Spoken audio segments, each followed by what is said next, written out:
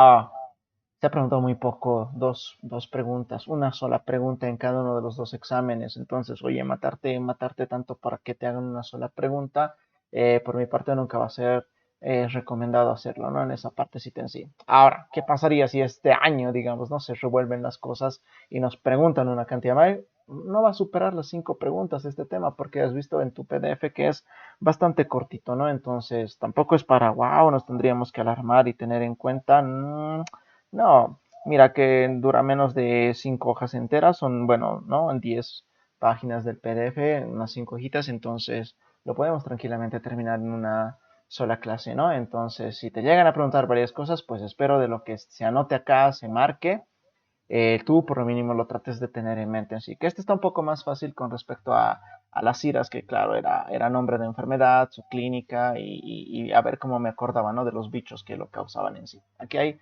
cosas más de comentario respectivo en sí. Bueno, entonces no perderemos más de tiempito y nos arrancamos pues con este querido tema. Enfermedad diarreica aguda. Sobre los antecedentes, aquí hay consultas que hay que tener en cuenta. Las enfermedades diarreicas agudas son una de las principales causas de morbimortalidad a nivel mundial, particularmente en quienes son causas de morbimortalidad en niños menores de 5 años. Cuidado, esa frasecita ya ha sido preguntada. La edad, ya han jugado con la edad, que les han puesto 10 años, que les han puesto 15 años. No, en menores. Igual que va con las iras, ¿no? Las iras también les dan a los menores. Provocan anualmente, mira, casi 2 millones de muertes al año por menores de 5 años, lo que las coloca, ojo, en el segundo lugar entre las causas principales de mortalidad infantil a nivel mundial. Top 2. Wow, ¿quién será top 1? Pues ya te estarás intuyendo que son las enfermedades que las hemos visto ayer, ¿no? Las infecciones respiratorias en los menores de edad realmente son las causas por las que muchos de ellos pues llegan a fallecer. En los adultos las respiratorias agudas son a veces soportables, el adulto a veces ni lo siente, pero para un niño realmente es muy fatídico en sí. Entonces acuérdate esto y tatúatelo por favor. Ocupan el segundo lugar en causas de muerte a nivel mundial en sí. Pese a esto, sí pues se constituyen en qué? En enfermedades que son prevenibles y además que sí tienen algún tratamiento respectivo en sí. Comentarios. Estas muertes por diarreas se registraron en países obviamente de qué? De bajos y de mediano ingreso correspondiente en sí. De, a ver un cachito que esto quiero ver. Ah, no, sí está bien. De igual manera o de igual forma, pues las mayores tasas de incidencia de las señoras Edas se concentraron siempre en las comunidades que tienen estas características, marginadas de los países, con lastimosamente pues recursos limitados, como por ejemplo tener estos ítems. Wow, es que estos son los factores de riesgo ya que van a ser vistos incluso más adelante, ¿no?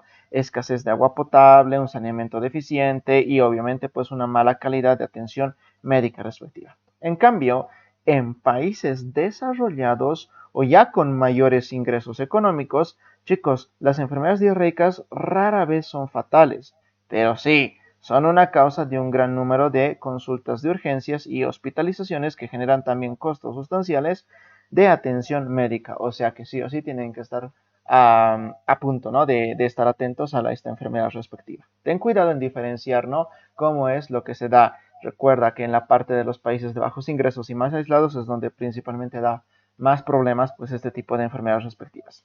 Frente a este problema de salud pública, que sí, lo es de salud pública, la OMS trabaja con los Estados miembros y con otros asociados. ¿Para qué? Siempre pues para promover políticas e inversiones nacionales que apoyen qué cosa, esas políticas y esas inversiones, qué cosa tienen que apoyar el tratamiento de casos de enfermedades diarreicas y además tienen que apoyar a las complicaciones, el manejo de sus complicaciones y que amplíen cosas que debería tener todo el mundo. Se deberían ampliar el acceso al agua potable y a los servicios de saneamiento en los países, sobre todo en desarrollo.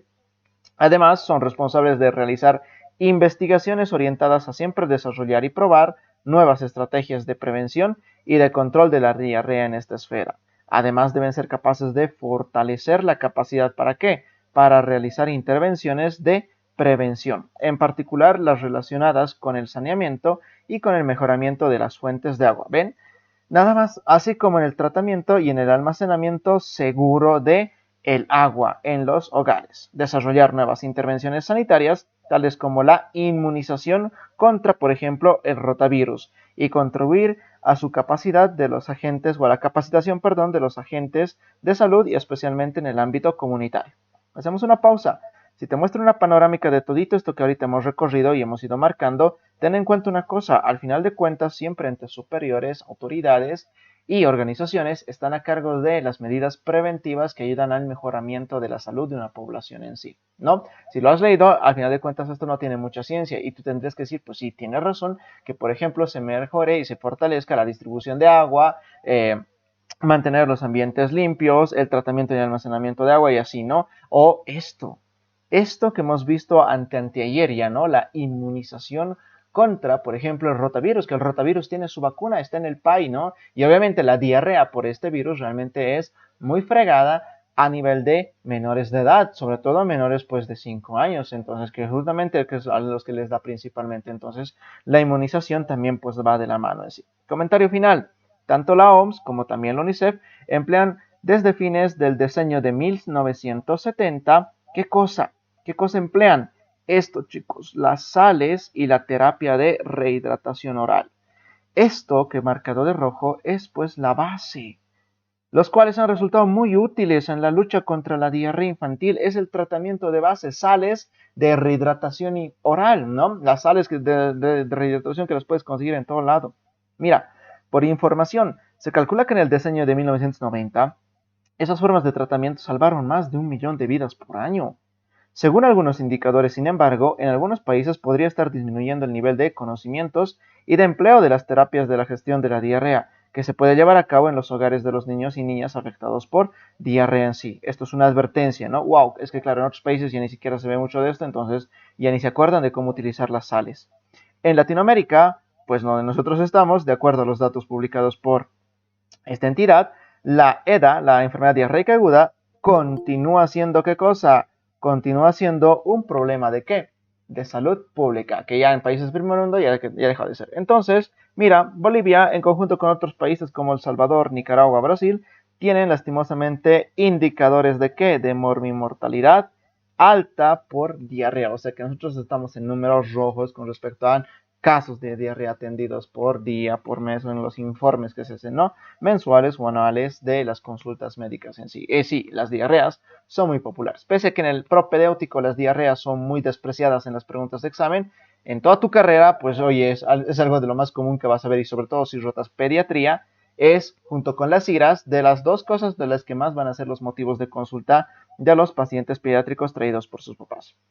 Otro, datos y cifras. Las enfermedades diarreicas, como ya me lo han dicho y esto me lo tatúo, son la tercera causa de muerte. Y usted es verdadero. No, acuérdense, son la segunda causa de ¿qué? De muerte en niños menores de 5 años. Y recuerda lo que te ha dicho, mira, por segunda vez te está diciendo el libro, son enfermedades prevenibles y tratables. Una proporción significativa de las enfermedades diarreicas se puede prevenir mediante ¿qué? Cositas simples que nosotros decimos, pero que sí, mucha gente todavía no tiene el acceso a esto. Acceso al agua potable y a servicios adecuados de ¿qué? De saneamiento y de higiene. En todo el mundo se producen unos 1.700 millones de casos de enfermedades diarreicas infantiles cada año y alrededor de 2 millones de muertes de menores de 5 años. O sea que sigue pisando esta enfermedad. Esto simplemente es una advertencia. ¿Te van a preguntar 1.700 millones? No, es muy improbable.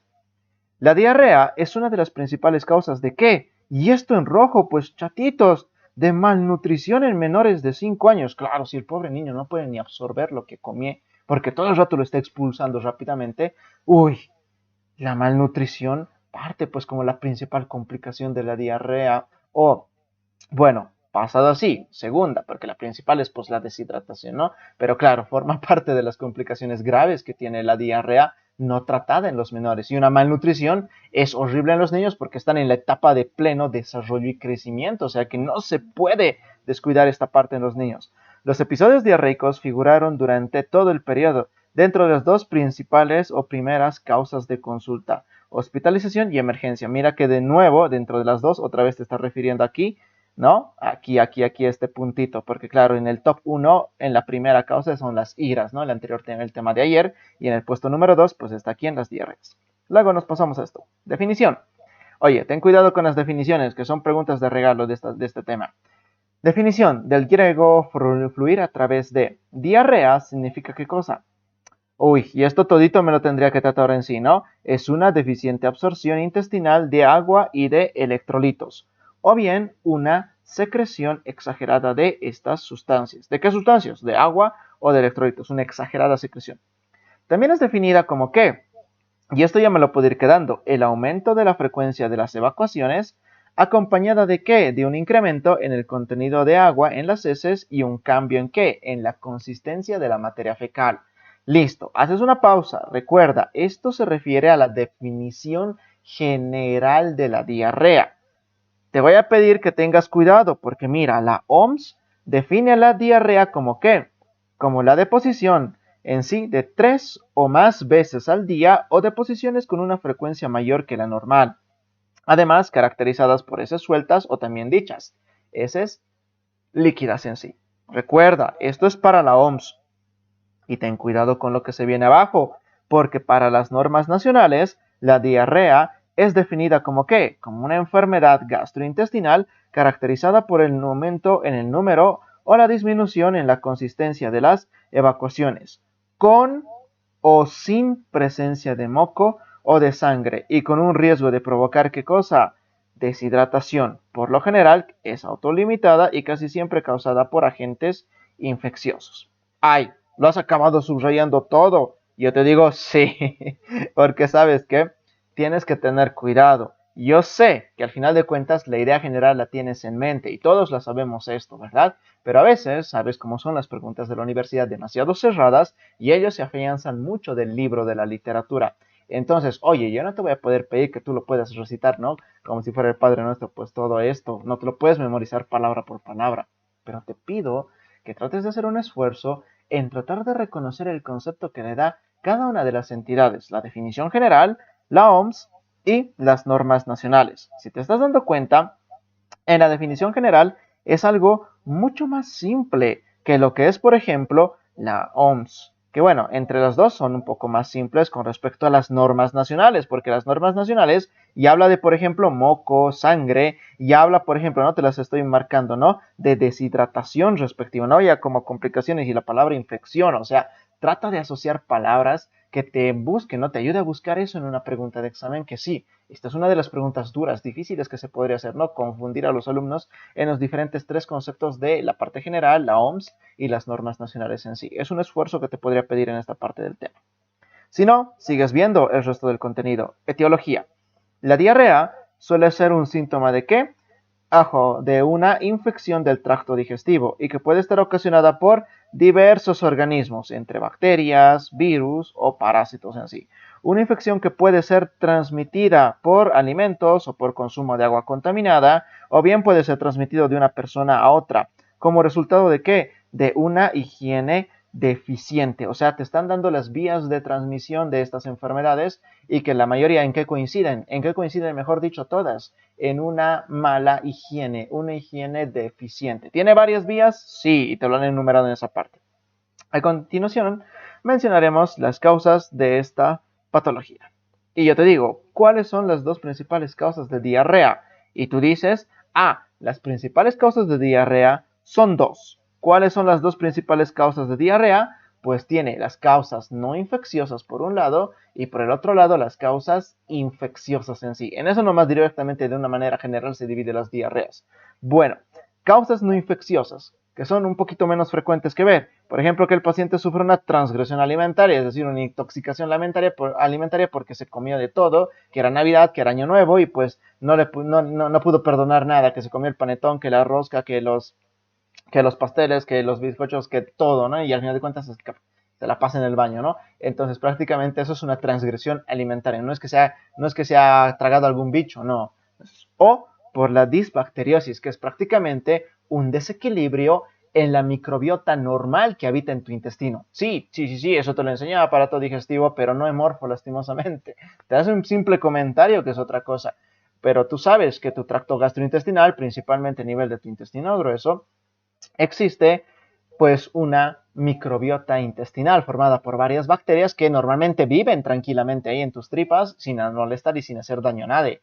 Cuando esa microbiota se desequilibra, haciendo crecer a otras bacterias malas versus las buenitas, así diciéndolo con palabras más simples, pues una persona sufre lo que es esto, una disbacteriosis sin necesidad de estarse tragando algún bicho respectivo. Pero fuera de ello, chicos, estas son las principales causas, pues como ya te lo ha dicho el libro, las causas infecciosas en sí. Y mira, que las causas infecciosas se pueden ir dividiendo todavía aún más. ¿En qué? En, por ejemplo, las causas parenterales o también llamadas extraintestinales o las causas intestinales o enterales. Bueno, oye, te lo pueden preguntar con estas palabras, sí, que son sus palabras sinónimas respectivas en sí. ¿Listo? Ahora, con respecto a las causas parenterales o extraintestinales, ¿por qué rayos a una persona le podría dar diarrea? Y hablando un poquito más ya de qué, de niños. ¿Por qué a los niños les podría dar diarreas? Uy, que son complicaciones a veces o que acompañan cuadros de, por ejemplo, infecciones urinarias, otitis medias agudas, dolores de oído que hemos visto ayer, bronconeumonía o tener pacientes que realmente tienen altos niveles de contaminación en todo su cuerpo humano por diferentes patógenos en sí, estar con pacientes sépticos en sí.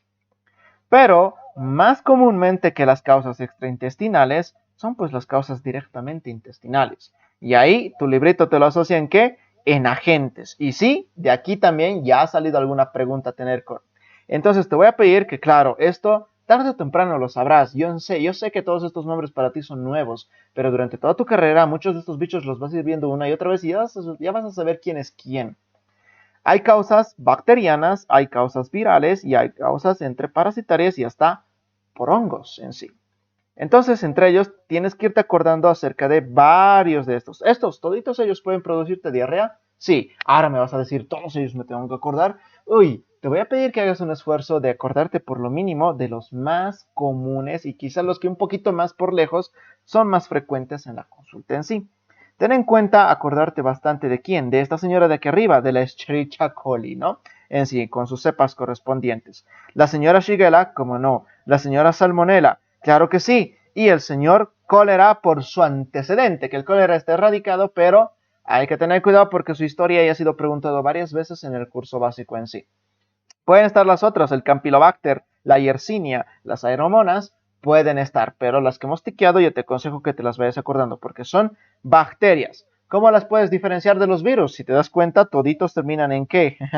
Que ese es el nombre fácil, ¿no? Rotavirus, adenovirus, astrivirus, calcivirus. Y te voy a pedir que te acuerdes principalmente de este por su vacuna que está en el PAI y de este otrito, el adenovirus, que son los dos virus principales que causan infecciones gastrointestinales y sobre todo diarreas en los pacientes. Con las yardias, guacha, con las yardias y con los parásitos, te voy a pedir que te acuerdes sobre todo, sí, hablando de la parte pediátrica, con la señora Yardia lambdia y también con la señora ameba, ¿no? La entomoeba histolítica, la amebiasis, que también es bastante común. Y con los hongos, pese a que la cándida es el hongo más popular que causa diferentes tipos de problemas, pues no es muy frecuente ver diarreas causadas por hongos, porque obviamente los hongos, al contrario de estos tres, principalmente afectan a pacientes inmunodeprimidos. Entonces, tuviera que ser un niño que tiene, por ejemplo, VIH o un niño que, por ejemplo, tiene algún tipo de inmunodeficiencia o está recibiendo corticoides por algún tipo de problema, ha recibido algún trasplante, entonces ahí, claro, la cándida le invade y le causa, pues, de alguna manera la diarrea. Pero ya, pues, por tiquearla,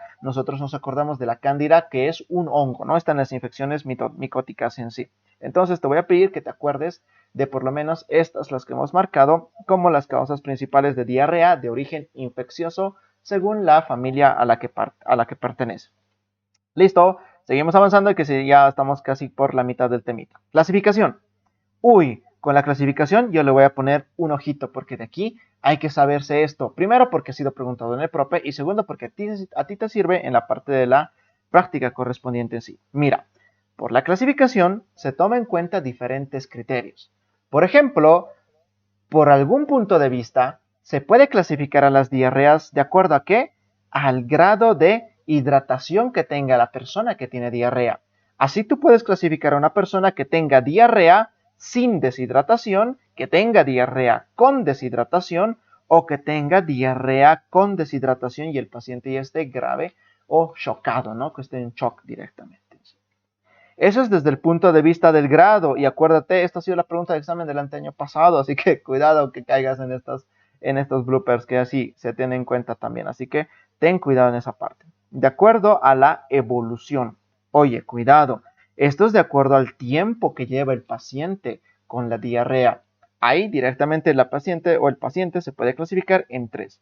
Diarrea aguda, que es lo opuesto del agudo, lo que está aquí abajo, la diarrea crónica, o la diarrea persistente. ¿Ya? Si te das cuenta entonces, las clasificaciones son 3 para 3. Según el grado de hidratación, tiene que ver con que tenga, que no tenga o que lo tenga, pero muy grave.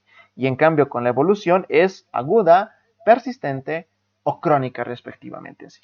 Y de ahí nos vamos a esta partecita, las manifestaciones clínicas, que ya estamos casi en la mitad del temita, ya lo vamos a, bueno, ya estamos técnicamente en la mitad del tema. Manifestaciones clínicas generales. Ahora, todo esto listo me lo tengo que acordar y yo te voy a pedir que te acuerdes de los que vamos a marcar también. A tener en cuenta una cosita. ¿Qué pasó? ¿Alguien levantó la mano?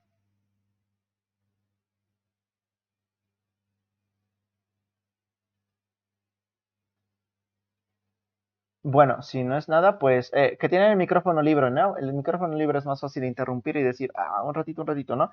Entonces, mejor por la parte, porque a veces no lo alcanzo a leer rápido en el chat. ¿Listo? Pero mejor si con micrófono lo activan y dicen, un ratito de esta partecita, ya. Listo. A ver, con las manifestaciones clínicas, tengan cuidado entonces con lo que nosotros vayamos a marcar. En cuanto a tener en cuenta una cosa, hay manifestaciones clínicas que son generales, es decir, que les puede dar a todos los pacientes con diarreas, y hay algunos que tienen alguito que hay que tomar en cuenta en sí. En el punto de vista general, pues todo esto puede acompañar al paciente que tenga diarrea, es decir, tiene un compromiso del estado general, que eso es variable de persona a persona en sí. ¿Puede tener sus evacuaciones disminuidas de consistencia y frecuencia aumentada? Pues sí, esto prácticamente lo tiene que tener porque obviamente esto es la diarrea, ¿no? Puede acompañarse de vómitos, de fiebre, de dolor abdominal, de rechazo a los alimentos y de, obviamente, pues esto, ¿no? Deshidratación según sus diferentes grados. Entonces, para mí, estos son los más principales en los síntomas generales que en sí, ¿no? Que es los que cabeza y además es lo que le trae al paciente a veces porque ya no lo soporta, ¿no? Ahora, ¿pueden estar los otros también pueden estar claramente. Manifestaciones clínicas de acuerdo al grado de deshidratación. Bueno, aquí te voy a pedir cuidado, ¿por qué? Porque claro, hay que tomar en cuenta esta clasificación, la clasificación A. Entonces, claro, tú me decías, si un paciente se clasifica en diarrea sin, en otro con y en el otro con deshidratación con grave, yo aquí tengo una pregunta. ¿Cómo me doy cuenta que un paciente tiene diarrea con deshidratación versus un paciente que tiene diarrea con deshidratación y que está grave y chocado? Entonces yo tengo que saber quién es o qué es lo que me ayuda a diferenciarlo. Un paciente que tiene diarrea sin deshidratación, ¿cómo se va a encontrar? Pues en un buen estado general. Va a tener lágrimas, va a estar sus mucositas totalmente todavía hidrataditas, se va a ver ese brillito, se va a ver un poquito de secreciones. En las mucosas respectivas, si tú le ves la boquita, si tú les ves los ojitos, no están para nada secos, están lubricados. Y también el paciente tiene esto, ausencia del signo del pie, que esto lo vamos a ver justamente ahora, ¿no? Y vamos a buscarlo en el señor internet respectivamente. ¿Cómo me doy cuenta que un paciente ya tiene diarrea con deshidratación? Ojo, aquí el libro te está diciendo si el paciente ya presenta dos o más de estos signos en sí. El paciente tiene o el paciente ya está inquieto, que está irritable, que está con enoftalmos, lo contrario al exoftalmos. Y a ver, te hago una pregunta o te haría una pregunta si estaríamos en lo presencial. El enoftalmos es lo contrario del exoftalmos y tú sabes que el exoftalmos es una manifestación clínica de una enfermedad autoinmune que se caracteriza por generar anticuerpos que estimulan a la glándula tiroides porque se hacen pasar como la hormona estimulante, ¿verdad? Sí, esa enfermedad se conoce como la enfermedad de Graves, ¿no? La enfermedad de Graves, hipertiroidismo, ¿no? Que ya eso es el otro lado. Pero claro, estamos hablando ahorita de diarreas, pero oye, tiroides entra, ¿no? Entra en segundo parcial, así que, oye, lo tienes que tener fresco, ¿no? En la cabeza en sí. Lágrimas, ya mira, disminuidas y obviamente su mucosa oral, su boquita ya está seca. Entonces ya, si tú ves dos de estos, no es que tienes que ver los cinco, con que veas dos, tú dices, uy, este paciente ya está con deshidratación. Ya pues entonces, ¿cuándo yo voy a decir que mi paciente ya está grave? Mira, el libro te está diciendo si presenta dos o más de los signos de esta lista, incluyendo esto, un signo clave. ¿Y dónde están? Y esos son los que te voy a pedir que te acuerdes. Que te marques a quién, a los señores signos claves que te lo están marcando justamente acá. Obviamente, un paciente con deshidratación grave, mira, su estado de conciencia va a estar totalmente letárgico o quién sabe, inconsciente en sí. El paciente, obviamente, ¿no? Por su estado de conciencia, o bebe mal o directamente ya no bebe. Claro, si está inconsciente no va a tomar nada, no va a soportar nada. Y el paciente tiene el signo del pliegue positivo, signo del pliegue presente. Esas son las características del paciente. Y sí, estos tres ya han sido las preguntas, porque claro, es lo que yo me tengo que saber, porque si no, ¿cómo me doy cuenta? ¿Que los demás puede tener? Sí, pero es que mira, sigue teniendo del anterior ausencia de lágrimas, ojos muy hundidos y secos, en oftalmos la sequedad, oliguria o anuria, pues el paciente no orina u orina muy poquito, un relleno capilar menor a 2 minutos o el paciente ya prácticamente está hipotenso, ¿no? Su presión arterial está muy por debajo en sí. Sí, eso también te va guiando, pero por favor te voy a pedir que los signos clave ya te los vayas tatuando, ¿no? Porque claro, eso es el boom que te dice, oye, este paciente está grave, está chocado incluso y que obviamente tienes que atenderlo sí o sí en sí. Bueno, entonces, ¿qué vamos a hacer? Vamos a hacer un pequeñito pum a esta partecita y vamos a abrir nuestro querido pues navegador y que vamos a poner a el signo del pliegue. Signo del pliegue. Ahí está, ¿no? En las imágenes correspondientes, signo del pliegue. Mira, para explorar el signo del pliegue, ¿qué es lo que tienes que hacer? Bueno, tomando en cuenta esta señora fotito, pellizcas una porción de la superficie corporal del paciente. Claro, si tú te pellizcas ahorita, haces un pliegue de piel y lo sueltas y rápidamente retorna a su posición. Pero en un signo del pliegue presente, mira cómo se mantiene hinchado esa zona. Y claro, esto varía según el grado de hidratación correspondiente, que la contractura la estoy poniendo aquí, ¿no? Es según el grado de deshidratación que llega a tener un señor paciente. Eso es para la exploración respectiva, ¿no? En los queridos pacientitos. Entonces, tengan en cuenta eso, por favor, que obviamente el señor signo del pliegue es qué cosa, la característica importante de que alguien está con el micrófono prendido y se olvidó apagarlo. Ay. Bueno, entonces acuérdense que el signo del pliegue es principal, ¿no? Para, para lo que es la diarrea grave. Factores de riesgo. Para contraer, prolongar o complicar la enfermedad diarreica, existen factores de riesgo ambientales, familiares y factores inherentes al niño. Te voy a pedir que tengas cuidado en el subtítulo número 7. ¿Por qué? Porque te lo están presentando aquí un listado de algunos factores correspondientes, así que te los pueden tratar de hacer confundir con los otros. Así que sé capaz de reconocerlos en una pregunta correspondiente. ¿Listo? A ver, que además esto es un poquito simple y sencillo. ¿Cuáles serían los factores ambientales y familiares? Son cosas generales. Mira, dice agua y alimentos contaminados o inadecuado manejo de excretas, hacinamiento, familiares que tengan enfermedades diarreicas, viajes a lugares donde obviamente consumes de cualquier cosa o tienes algún tipo de problema, presencia de animales, condiciones higiénicas deficientes, medio social inadecuado, bajo nivel de comprensión materna y madre adolescente, claro, o de padres, ¿no? Prácticamente padres que desconocen las medidas de higiene correspondientes. O los inherentes al niño. Ahora, si te das cuenta, los inherentes al niño, estos factores ya tienen que ver con el propio paciente. ¿Qué es lo que principalmente tendría que tener el señor paciente para tener el, el la enfermedad? Oigan, esto chicos ya ha sido preguntado respectivamente, ¿sí? Así que tengan un pequeñito de cuidado en esa partecita. ¿Cómo le hago esta cosita?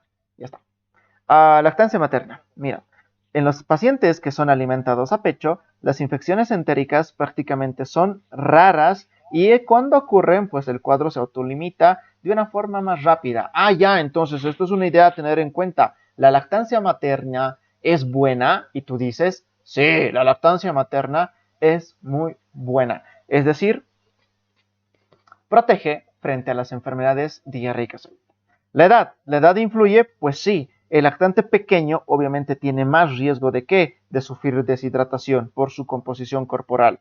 Asimismo, a menor edad, y eso es con rojo, ¿verdad chicos? A menor edad, mayor riesgo de qué? De un compromiso general por bacteremia o sepsis, es decir, el paciente se complica respectivamente, ¿no? Entonces, en cuanto más pequeñito, más cuidado hay que tener con el señor paciente.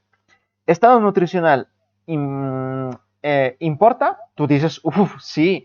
Obviamente que en pacientes desnutridos, ¿qué es lo que va a pasar? La velocidad de recuperación de la mucosa intestinal, lastimosamente, es más lentita. Puede estar aumentada la susceptibilidad de diarreas prolongadas que deterioran aún más su estado nutricional. O sea que, ojo en los desnutridos, tienen diarreas más prolongadas y su recuperación es más lenta. En los enfermos de base, pues sí, tienen que estar tomados en cuenta también, ya que podría modificar sus conductas terapéuticas. ¿Por qué? Porque claro, no creo que sea lo mismo tener un niño con diarrea que un niño cardiópata o que tenga algún tipo de problema congénito que implique, por ejemplo, regular dosis de medicamentos o que algún medicamento no se le puede dar por alguna contraindicación. Entonces, claro, con ellos el tratamiento aún es más especializado y claro, esto ya requiere manejo de, por ejemplo, pues nutricionistas o pediatras gastroenterológicos, ya pues son cosas incluso de tener más cuidado en sí. Fisiopatología. Ya estamos llegando a la parte final. La fisiopatología expresa una alteración a nivel de ¿qué? A nivel intestinal, ¿de qué? Del mecanismo de transporte de agua y de los electrolitos. Listo, entonces, ¿cuál es el problema general desde el punto de vista fisiológico o fisiopatológico en el paciente con diarrea? El problema está a nivel intestinal. ¿Y dónde está el problema? Pues es el mecanismo de transporte de agua y los electrolitos en sí. Y sí, aquí se ha hecho las preguntas hasta del simulacro, ¿no? De prepa, de los simulacros pasados y también pues ya ha sido una pregunta histórica del curso básico. Te voy a pedir que seas capaz de diferenciar a los 4 tipos de diarreas vistos desde el punto de vista fisiopatológico. Existe una diarrea que se le llama osmótica, otra se le llama diarrea secretora, otra se le llama diarrea invasiva y hay otra que se le llama diarrea por trastorno de motilidad. Sé capaz de reconocer quién es quién. Y esto lo vas a ir viendo también en temas de morfofunción y de biología celular. Diarrea osmótica. ¿Está relacionado con qué? Con problemas de mala absorción. Principalmente, ¿qué cosa? La intolerancia a la lactosa, pero también a otros disacáridos. Y esto es una joya porque ya ha sido preguntado, no aquí, en morfofunción, en aparato digestivo, porque está en su recuadrito correspondiente, ¿no? Los cuales aumentan, ¿qué cosa? Aumenta la osmolaridad intraluminal y como consecuencia, pues se atrae la sangre, ¿no? Entonces hay que tener en cuenta una cosita. Tú te dibujas una señora célula de la del epitelio, ¿no? Del epitelio cilíndrico de lo que es el intestino delgado. Entonces, claro, si tú sabes que esta es la luz por donde están pasando los alimentos, pues tienes que tener en cuenta una cosa. Existe un disacárido, es decir, 2 hidratos de carbono, que se conoce con el nombre de ¿qué? De lactosa. En tus señoras células que forman el epitelio, que están en la superficie apical, existe pues una enzima que se conoce con el nombre de lactasa. En los pacientes que tienen déficit de esta enzima, lastimosamente no pueden metabolizar a lo que es la lactosa y la lactosa se queda y empieza ¿qué? A acumularse en la luz intestinal. Si se acumulan los solutos, tú que ya has visto el mecanismo de transporte en biología celular, la acumulación de los solutos en otro compartimiento distinto de la célula genera ¿qué cosa? Un aumento de la osmolaridad. Dentro de la luz aumenta la osmolaridad y por lo tanto el querido agua que se encuentra dentro principalmente de las células es arrastrado hacia dónde? En dirección hacia la luz intestinal, generando ¿qué cosa? Pues diarrea. Ese mecanismo se le llama diarrea osmótica. Causa principal, intolerancia a la lactosa en sí, es una mala absorción, ¿no? Respectiva. Otra cosa es la diarrea secretora. Esta está relacionada con ¿qué? Con la producción de una toxina, como es el caso de la Escherichia coli enterotoxígena, que da lugar a la secreción en lugar de la absorción intestinal. Y también al cólera, que eso está en biología celular y que va a entrar, ¿no? Dentro de está en el tema de señalización, ¿no? En el capítulo número 16 de biología que entra en segundo parcial, en el Alberts. Sí, ahí te hablan de lo que es la toxina del señor cólera y cómo es que actúa frente a qué, a la estimulación de una enzima que se encuentra en el borde del cepillo, no te voy a decir cuál porque obviamente tienes que ir a leer, y esa lo que hace es que el agua sea bombeado en una mayor cantidad hacia la luz respectiva y claro, o genera este tipo de mecanismo llamado diarrea secretora en sí. Invasiva. Esto ya es otro problema. Esta está relacionada con ¿qué? Con la lesión de la mucosa causada por bacterias o parásitos. Muchos bichos, claro, que tú por algún descuido alimentario te los hayas consumido, pues esos lo que hacen es llegar hasta la superficie y empezar a perforar y a penetrar, a invadir, como dice el nombre, y lesionar a la célula intestinal, haciendo que ella pues prácticamente muera, se lesione y todos lo que son sus solutos se liberen al espacio de la luz y arrastren agua y que también generen pues diarrea en el querido paciente respectivamente. Trastorno de motilidad. Esta ya está relacionada con ¿qué? Con el aumento de la motilidad en sí. Por ejemplo, tener un colon irritable o trastornos endocrinos como el hipertiroidismo. Esto ya se refiere a ¿qué? A el aumento de la actividad del músculo liso. Aquí es el músculo liso de la pared intestinal que trabaja demasiado rápido. Muy rápido son las contracciones de onda peristálticas o las contracciones de mezclado en masa. Entonces, pues el alimento, en vez de pasar lentamente y absorberse con toda calma, pues se corre rápido y el paciente pues rápidamente, así como entra, pues sale, ¿no? Como así le decimos en palabras simples, pero el paciente es por un trastorno de motilidad, colon irritable. Oye, ten cuidado que los ejemplos te podrían ser preguntas de examen en esta otra convocatoria. Intolerancia a la lactosa, diarrea osmótica, secretora, toxina del Escherichia coli enterotoxígena, ¿no? Que así se llama todo este bichito en sí. Invasiva, bacterias o parásitos, trastornos de la motilidad, colon irritable en sí. Diagnóstico. ¿Cómo es el diagnóstico de la diarrea? ¿Cómo tú diagnosticas una diarrea? Pues ya está, esto es muy simple y a veces sencillo en sí, aunque a veces se puede complicar.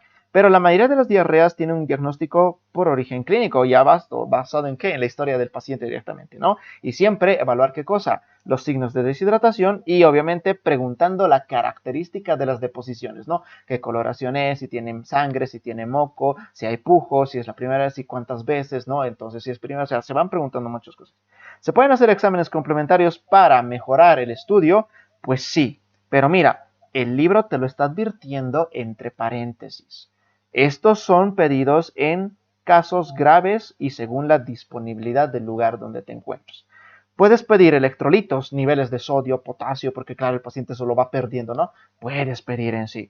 Gasometría arterial para saber el nivel de oxigenación, gracias a qué, por la pérdida, ¿no? De volumen, pues sí, te sirve en sí. O incluso, si tú no das con el agente causal, has recetado medicamentos y no están funcionando, puede ser que el paciente tenga algún tipo de microorganismo que lastimosamente no esté o sea resistente o no sea pues el medicamento que tú estás utilizando el adecuado para eliminarlo. Por lo tanto, sí o sí necesitas ¿qué cosa? Un cultivo de heces, ¿verdad? El coprocultivo, una muestra de heces se le pide al paciente, eso se le manda al laboratorio y ahí pues crecen, ¿no? Los microorganismos y se lo identifica respectivamente, ¿no? Eso ya es mira, como te dice, a veces cuando los cuadros son reiterados, que el paciente pues tomó y volvió, vuelve, entonces claro, él debe tener algún bicho que no le está pegando el medicamento respectivo. Tratamiento. Y te voy a pedir que con el 10 tengas cuidado. Que claro, el tratamiento es lo que vale oro dentro de las diarreas. Y tú tienes que tener una pauta general. No te voy a pedir que te lo sepas el tratamiento y el esquema y las dosis. Y que claro, es muy improbable que te lo vayan a preguntar porque en ningún curso básico, o sea, bueno, no voy a decir en ninguno, sí, en algunos sí se preguntaban, pero es que en los últimos años ellos incluso eran claros, decían, no, con las dosis de medicamentos, no, todavía no les podemos preguntar, pero por lo menos que sépanse las pautas generales, qué cosas se podría dar, eso sí, como ideas vale la pena saber. Entonces, chicos, yo estoy trabando, me tatuaría esto. ¿Cuál es el antidiarreico ideal? ¿Cuál sería el antidiarreico ideal para dar al paciente? Bueno, el antidiarreico ideal tendría que tener los siguientes requisitos, las siguientes características. Tendría que ser, obviamente, de administración oral, por boquita es más fácil que estar pinchando y demás cosas. Tiene que tener una potente actividad antisecretora, sin dejar efectos secundarios. Y obviamente tiene que ser, ¿qué cosa? Pues accesible para la población, de bajo costo. Chicos, esto tantas veces como una pregunta de regalo ha entrado. Y tú le ponías D, las tres eran correctas, ¿no? Y tú, bien, ya tengo una pregunta ganada. Como que otras veces te cambiaban alguito para que tú digas, pues no, ninguna es correcta, o una nomás dejaba, ¿no? Para que tú la reconozcas. Entonces, concéntrate en esa parte. Y además es sentido común que nosotros decimos, oye, no va a ser caro el antidiarreico ideal, sino quién se lo va a comprar. Que va a ser mejor darle inyectable al paciente que no, es más incómodo, ¿no? Entonces, ten cuidado en eso. Según las normas de atención clínica nacional, el tratamiento contempla ¿qué cosa? Un manejo médico, que involucra los incisos que se vienen a continuación. Recuerda, por favor, que la clave siempre se basa en ¿qué? en lo que es la rehidratación. Ese es el principal manejo, porque tú sabes que la deshidratación es la principal complicación. Entonces, vamos a manejar este primero, sobre todo, ¿no? El inciso A, la rehidratación en los pacientes. La terapia de rehidratación oral llamada en sí, ¿no? Ahora, ¿por qué es importante la terapia de rehidratación oral? Todos estos puntos, chicos, ya han sido preguntados. Yo no te voy a pedir que te los acuerdes esto literalmente, es difícil, pero que los trates de sacar adelante. Mira, para empezar, ¿por qué es buena la terapia de rehidratación oral? Porque obviamente es una de las intervenciones más baratas. Es un procedimiento simple y que puede ser administrado fácilmente. ¿Por quién? Por las mamás. No es mucha ciencia, las mamás aprenden. ¿Mediante el empleo de qué? De las sales de hidratación oral. Esas sales, ¿no? Que las venden en las farmacias a 2 pesitos, 5 pesitos, te las van vendiendo. Se previene la deshidratación en los estados iniciales del episodio. Puede utilizarse como una medida para rehidratar exitosamente alrededor del, mira qué número tan guapo. Con solo utilizar las sales, te cargas al 90-95% de los pacientes deshidratados. No digo las diarreas. A los pacientes deshidratados les ayudas mucho. Gracias a estas sales se ha disminuido, ¿qué cosa? La tasa de letalidad de la diarrea en sí. Y que la gente es muy raro, anecdótico que se muera por esto. Tendría que realmente haber complicado demasiado. Entonces, si te has dado cuenta, tampoco es cosa de mucho del otro mundo, ¿no? Tener en cuenta. Cuidado con los puntos que hemos marcado en rojo, porque sí, vale la pena tenerlos en cuenta en sí. La preparación de las sales de rehidratación consiste en qué? Mira, D consiste, aquí hay un error, ¿no? La preparación de las sales consiste, te aumenta el signo de las sales, consiste en diluir en 1 litro de agua hervida un simple sobrecito de suero de rehidratación a una temperatura ambiente y mezclando cuidadosamente antes de ofrecerla. Mira qué guapo, se puede conservar 24 horas a temperatura ambiente o incluso lo puedes conservar eso por 2 días, siempre y cuando se mantenga refrigerado. Cuidado con esto, que esto nunca ha sido preguntado en la historia del curso básico, así que ten cuidado, por favor. A continuación se describe la siguiente tabla de los planes de retracción. Y mira qué bien que lo han simplificado esta tablita con respecto a la anterior que obviamente era una tabla bastante bestial, que sí, eso en quinto año lo tienes que saber muy bien. Pero mira, yo te cuento una cosa, y mira, eso es lo que tú tienes que rescatar. Hay 3 planes de rehidratación en el paciente. El plan A, el B y el C. Donde si te estás dando cuenta, el trato va a ser progresivo. Aquí faltaría pues una flecha bien guapa, ¿no? Porque claro, tú vas pasando de un paciente que está sin deshidratación a un paciente con deshidratación y a otro que está pues grave directamente, ¿no? Entonces, claro, si te das cuenta, el plan A va a ser para el paciente sin deshidratación y obviamente el C es directamente para el grave en sí. Entonces recuerda lo que has visto allá arriba en las manifestaciones clínicas. Cuando yo sé que un paciente está sin deshidratación, cuando no hay suficiente sintomatología para clasificar al paciente con deshidratación. Es decir, el paciente tiene síntomas y signos comunes y el paciente está todo tranquilo. El plan A, ¿qué significa o a qué se refiere? A administrar una mayor cantidad de líquidos de lo habitual mediante cucharaditas o sorbitos. Mira, te dice líquidos, o sea, tú le puedes dar el líquido que quiera, menos Coca-Cola. Coca-Cola le vamos a dar, ya, no pues, ¿no? Ya bueno, hace un poco de sentido, ¿no? Hay sintomatología con respecto a quién, a la deshidratación moderada. Recuerda, el paciente con deshidratación moderada ya está con inquietud, irritabilidad, está con los ojos hundidos, bebe con avidez, ya está sediento, ¿no? Ya busca, ya está deshidratado, la piel ya regresa lentamente, empieza a aparecer el signo de... No aparece completamente, ¿no? Que eso es en el grave. El plan B, si ya te estás dando cuenta, ya involucra ¿qué cosa? Los sueros de rehidratación. En estos ya es bueno, aconsejable darles en una jarrita preparada su suerito de rehidratación oral en sí. Que el grave, tú ya sabes cómo reconocer al grave con su signo del pliegue y que prácticamente pues el paciente está con alteración del estado de conciencia, está hipotenso y con los signos de alarma, ¿no? Mencionados allá arribita en sí. Entonces en este paciente, obviamente, para empezar, del plan B puedes mandarlo a casa incluso, porque obviamente enseñas a la mamá cómo darle los sueritos. Pero es que este paciente obviamente no puedes mandar a casa. Este paciente tiene que estar en observación, hospitalizado, tiene que estar constantemente siendo valorado para ver si mejora su condición respectiva. ¿Listo? Entonces, mira, el inciso A, que es la rehidratación, es el boom. Es tu objetivo a tener un paciente que está con deshidratación causada por la diarrea o que está con diarrea respectivamente. Los otros incisos son complementarios y que se dan según la situación respectiva. Ya han sido preguntados, sí, pero por complemento.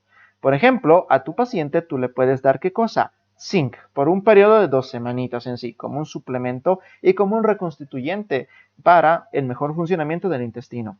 Esto se da según dosis. Las dosis va a ser un esfuerzo si te lo quieres saber. Ya te digo que no es muy aconsejable porque no se pregunta con los miligramos, pero por si acaso pues ahí los tienes. Menores de 6 meses se les da 10 miligramos por día, a los de 6 meses hasta menores de 5 años 20 miligramos por día y a los mayores de 5 años y adultos pues la dosis es de los 20 miligramos por día en sí. Advertencia, en el inciso C, el uso de antibióticos solo está restringido para quién, para aquellos que tengan diarrea con sangre visible microscópicamente, es decir, que se le haya pedido una muestrita de las heces y en el laboratorio el bioquímico haya visto que parte de la materia fecal ya tenía sangre. Claro, una de las causas puede ser esa disentería que es causada por ejemplo, la señora que se me escapó el nombre, que la señora Shigella, por ejemplo, ¿no? Que causa disenterías muy frecuentemente en sí. Por complemento, tú sabes que la vitamina A, que lo has visto en tejido óseo y lo ves en otros capítulos, es un buen reconstituyente de matrices extracelulares y reconstructor de tejido, entonces cae muy bien a los pacientes en sí. A los menores de un año, es decir, entre 6 y 11 meses, se les da una pastillita de vitamina A por vía oral que contiene 100.000 unidades internacionales en una sola dosis. A los mayores de un año y menores de 5 años, ya la pastillita contiene una mayor carga, 200.000 unidades internacionales. Es una tabletita, viene como un aceitito que está todo guapo en sí. A los mayores de 5 años y adultos, pues le sigues manteniendo con una única dosis de 200.000 unidades internacionales. Y con el inciso E son simplemente comentarios, chicos. ¿Qué pasa con el aspecto nutritivo? Recuerda, estos son consejos que tú, obviamente, como estudiante, como médico, vas a aconsejar a los papás. Por ejemplo, esto, obviamente no hay por qué suspender la lactancia materna. Si por alguna razón el niño o la niña recibe leche artificial, no se debería reducir la cantidad para diluirla a la mitad en sí. Es decir, esté tomando leche materna o leche artificial, no hay que tocarle la parte alimentativa, tiene que seguir todo con normalidad respectiva en sí. Si el niño y el niña ya come, obviamente no hay que suspender la alimentación, excepto de que cuidar a veces condimentos y grasas que obviamente son más irritantes y a veces empeoran el cuadro respectivo en sí, que el mismo criterio se aplica para todas las edades, ¿no? En un paciente con diarrea siempre se evita consumir grasas y los condimentos respectivos. Concluida la diarrea y superada la deshidratación, el niño o la niña queda como, pues convaleciente, pero recuerda, todavía no está sano, en especial si la enfermedad dura demasiados días y o si las deposiciones fueron demasiado acuosas, muy abundantes o numerosas. En estos casos, ojo, durante los siguientes 7 días, el niño debe recibir más alimentos que de lo costumbre, por lo menos la mitadcito extra, sobre todo con los señores líquidos, que queda demasiado convaleciente, demasiado delicado tras haber pasado un cuadro demasiado molesto para él. Entonces hay que tener en cuenta estos criterios nutritivos en sí. Y nos vamos con esto, ¿no? Que es la última partecita. Prevención y educación comunitaria. No sé si esto les vengan a preguntar, chicos, pero espero que ustedes lo saquen tranquilamente, porque es, como le decimos, un poquito de sentido común. Ya sé que abuso de esa palabra, pero sí, tiene bastante sentido que tú, con un poquito de criterio, vayas diciendo, es que sí, tienes razón de hacer esto. Teniendo en cuenta que en la posibilidad que un niño o niña enfermen, intervienen tanto factores sociales y medioambientales como biológicos. O sea, hay 3 tipos de factores. Es importante considerar para la prevención de la diarrea, 1. Educación para la salud y la participación de la comunidad en la instalación de medidas de autocuidado. Ejemplos. Estimular la práctica de qué? Del amamantamiento, la técnica de la lactancia materna exclusiva, ¿no? Siempre enseñar a las mamás cómo son los 11 pasos de la lactancia materna segura. Alertar sobre los peligros de qué? De la ingesta de medicamentos e infusiones caseras sin alguna indicación médica, que sí, nosotros sabemos que la medicina tradicional colabora con su parte, ¿no? Para tratar de ayudar y mejorar los cuadros diarreicos, pero a veces sin algún fundamento específico y sin un cuidado, a veces lastimosamente entorpece el tratamiento y genera malos ratos respectivos en sí. Así que, claro, nosotros vemos que esta medicina a veces trata de entrar, ¿no? En nuestro mundo, nosotros también tratamos de tolerarla, pero a veces da problemitas. Entonces, siempre hay que confiar en lo que ya se sabe y lo que está comprobado en sí. asesorar sobre la provisión de ¿qué? De agua potable y de tratamiento de residuos. Tener una educación sanitaria y también alimentaria, como dice aquí arriba.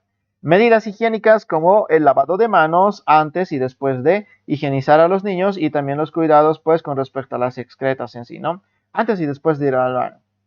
Lavado de las manos antes y después de preparar los alimentos y también la educación a la comunidad y en especial a las madres acerca de cómo... Bueno, esta palabra no encanta, ¿no? Bueno, yo le diría educar a los padres, porque a fin de cuentas tanto papás como mamás tienen que tener la responsabilidad específica de cuidar a sus hijos. No sé por qué estas normas son muy... Bueno, si uno lo ve desde ese punto de vista, dice, son muy dejados, ¿no? Solo la responsabilidad de la mamá y obviamente mamá no es responsable de todo. También el papá tiene que ser, ¿no? Su mitad respectiva y eso es advertencia, ¿no? Ustedes, sobre todo los chicos que van a ser futuros papás, pues oigan, tienen que también mantener la responsabilidad adelante, ¿no? Entonces sí, de cómo prevenir e identificar la diarrea, la detección temprana de la deshidratación y sobre todo percibir los signos de alarma para traerlos rápidamente a la revalorización, a la urgencia en sí. Capacitación del personal de salud. Obviamente, ¿no? Capacitación pre y posgrado de la atención primaria. El personal de salud también tiene que seguir un programa de educación continua para el equipo de salud sobre la atención primaria que contemple las normas de la educación para la salud. O sea, un personal que todos los ratos esté reactualizando, revisando las nuevas normas, los nuevos protocolos de tratamiento, verificando el éxito de los... Entonces, es un personal que tiene que estar prácticamente preparado para actuar, reconocer, diagnosticar, tratar y además, sobre todo, pues, prevenir lo que son las diarreas. Prescripción médica adecuada y normatizada periódicamente a fin de evitar qué cosa. Siempre es bueno pues evitar las hospitalizaciones y que los planes como el plan A y el plan B vayan de maravilla, porque el plan C sabemos que ya es para un paciente que lastimosamente no pudo, ¿no? Sobrellevar y tiene que estar pues dentro del hospital. Capacitación para la detección y el asesoramiento sobre el manejo de las situaciones de riesgo social en sí. Y por el otro lado, y el último no, el control sanitario y las medidas de salud pública. ¿Esto a qué se refiere? Son ideas, porque obviamente esto lo deberían hacer ¿quién? Las autoridades, las alcaldías, los gobernadores, no debería salir desde ahí, desde el Ministerio de Salud, desde la parte de las secretarías de salud, del CEDES, de la universidad misma, ¿no? ¿En pro de qué? De mantener buena la salud de la población a la que sirven prácticamente. Ahora, esto que lo hagan, pues nosotros, mira, que te hablo de la laguna nomás que está allá, ¿no? Echando sus olores y bueno, pues yo creo que el chiste se cuenta solo a ver qué cosas sí se hacen, qué cosas no en sí. Bueno, control bromatológico de los alimentos y de las bebidas, deberían hacerlo. Considerar la vigilancia epidemiológica como base para la detección temprana de la diarrea, deberían hacerlo. Difusión de mensajes preventivos a través de qué? De campañas publicitarias por diferentes medios. Lo hace. Garantizar el acceso a la atención de salud, coordinando además los sistemas de referencia y de contrarreferencia. También lo hacen, ¿no? Articulación de las acciones de la salud con las políticas sociales. Eso también pues lo hacen y el aislamiento de los contactos pues sí, que está prácticamente pues entrenados. Ahora, de hacer todo esto, siempre se hace. El chiste es qué beneficios van trayendo, ¿no? Para la sociedad y cómo se van efectuando respectivamente en sí. Bueno, chicos, entonces esta última parte podría ser preguntado cómo hacer confundir entre, no sé, a lo que debería saber el equipo de salud versus a lo que es el control sanitario o con respecto a qué, a las medidas generales. Pues sí, serían unas preguntas bastante a tener en cuenta por cuidado, pero chicos, mira, con los antecedentes que has visto al arranque de este tema, donde se han puesto las preguntas principales, ha sido siempre de lo que sí vale la pena saber, la parte del tratamiento, el diagnóstico, las manifestaciones clínicas y la clasificación que tiene la diarrea con respecto a esta enfermedad respectiva, ¿no? Que ahí se quería, o que se termina su querido tema en sí.